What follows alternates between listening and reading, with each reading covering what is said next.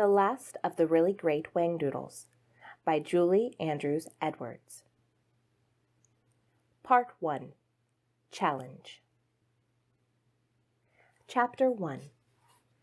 It was a crisp, sunny October afternoon, and Benjamin, Thomas, and Melinda Potter were visiting the Bramblewood Zoo.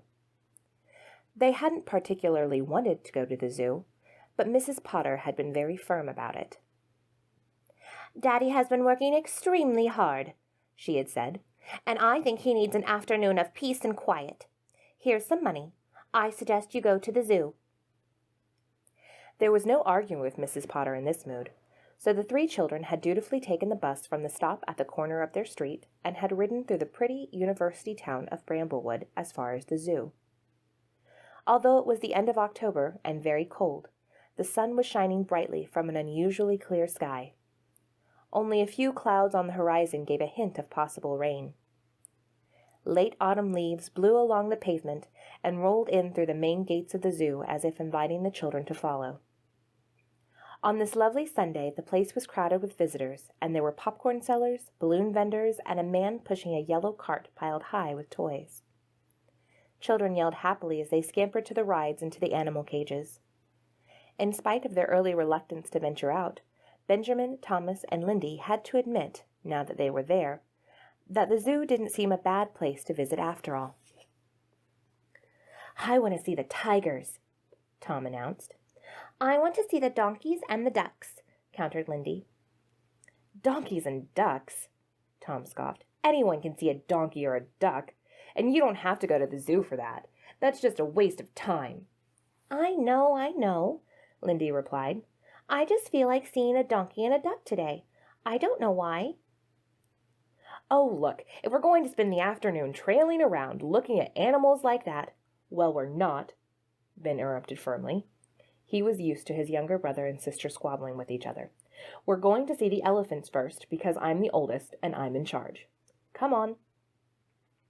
The children visited the elephants and then the lions and the tigers. They slowly moved on to see llamas and leopards, and rhinos and reindeer, crocodiles and hippopotamuses, and brown bears and polar bears. They watched the performing seals, and Lindy saw 3 ducks and 12 penguins, which made her very happy. Tom suggested that they visit the aquarium.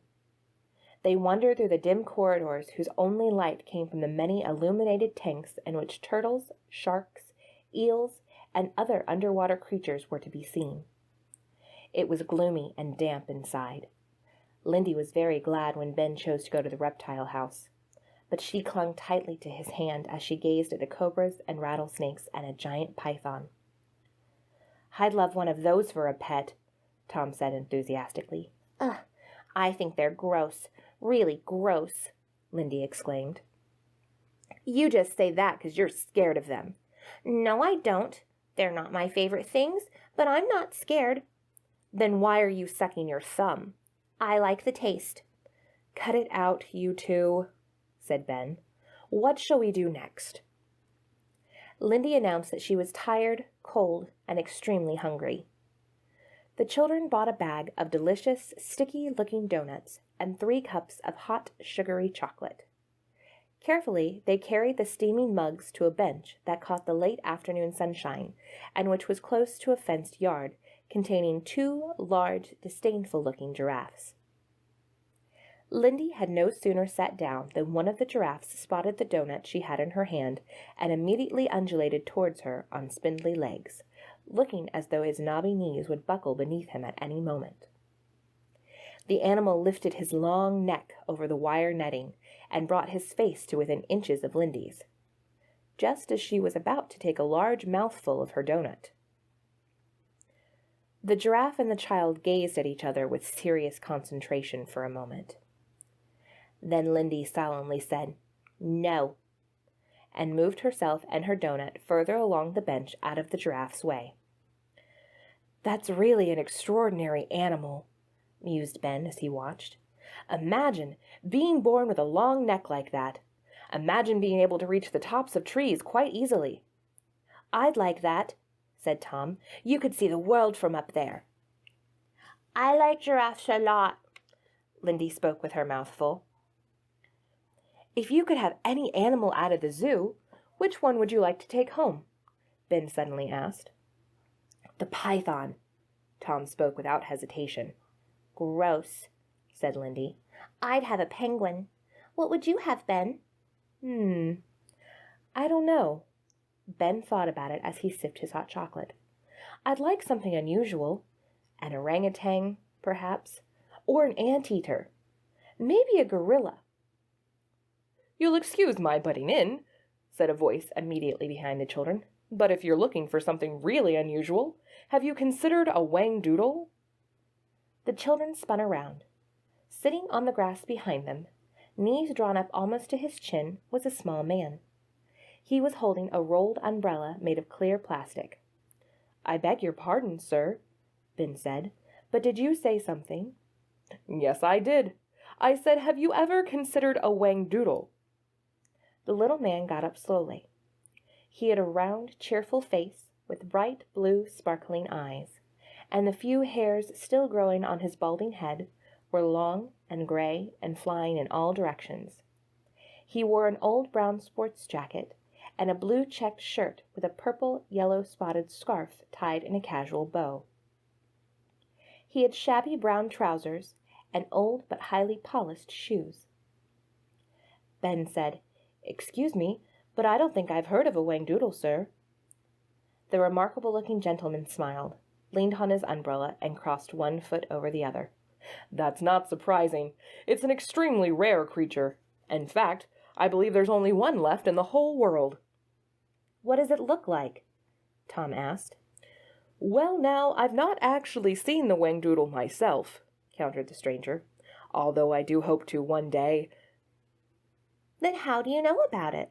Lindy wanted to know.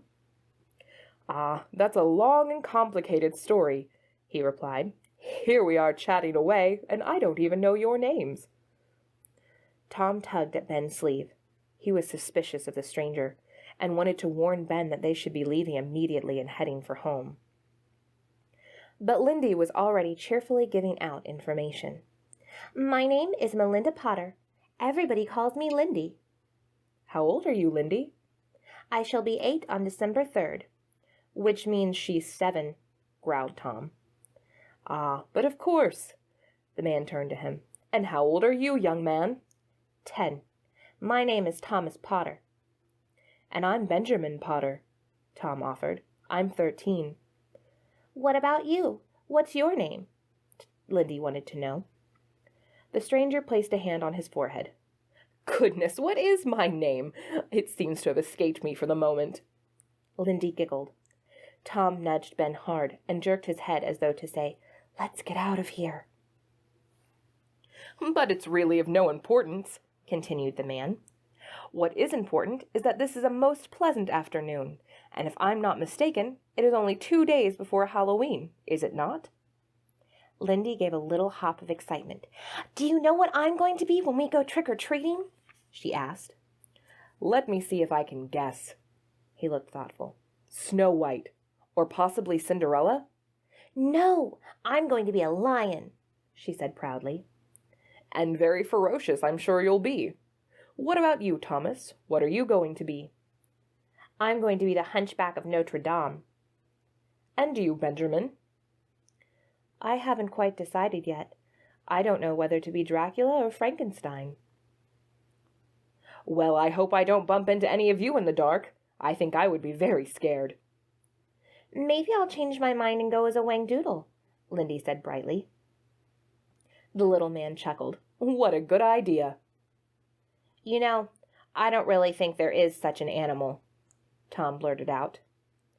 Ben actually thought so too, though he was too polite to say so. I assure you the Whangdoodle exists, said the man. Look it up in your dictionary when you get home. What does it look like? Asked Lindy. That's sort of hard to describe. It's a little like a moose, or a horse, perhaps, but with fantastic horns.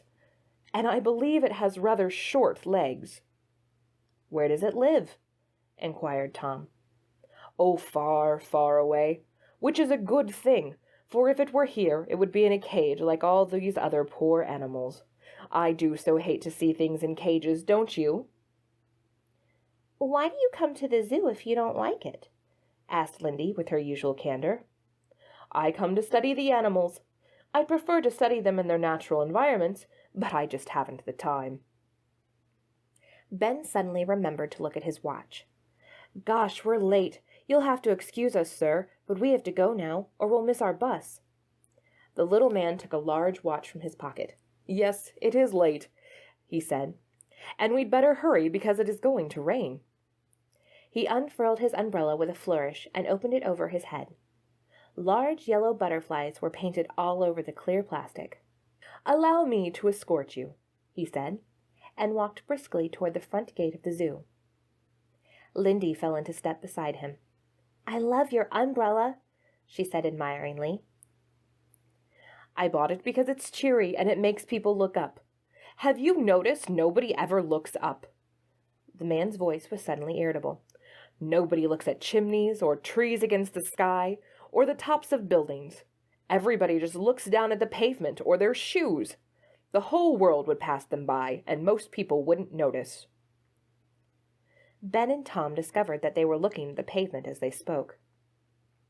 Quickly, they lifted their heads to the sky, only to get wet faces, for it was beginning to rain. They also bumped straight into Lindy and her escort, who had come to a sudden halt. "This is where the bus stops, isn't it?" asked the stranger. "Ah, here comes one now. Very good timing, that. I hate to waste time, don't you?" Visitors from the zoo were running for the bus or for their cars. Umbrellas seemed to be popping up everywhere. People who didn't have umbrellas were scurrying by with newspapers over their heads or their coats buttoned up tight. "You see what I mean," said the man. "None of them looking up. Ever." He helped the children onto the bus. "It has been a great pleasure meeting you all. A most happy afternoon." He waved a red handkerchief as the bus pulled away from the curb. "Goodbye! Goodbye!" he called after them. There was a sudden terrifying sound of rubber tires skidding to a stop and the blaring sound of a car horn. Tom, Ben, and Lindy turned quickly in their seats and looked out of the back window of the bus. The little man was sitting in the middle of the street, apologizing to a taxi driver who had nearly run him down. "I'll bet he was looking up," grinned Ben. The bus turned a corner and the scene disappeared from their view.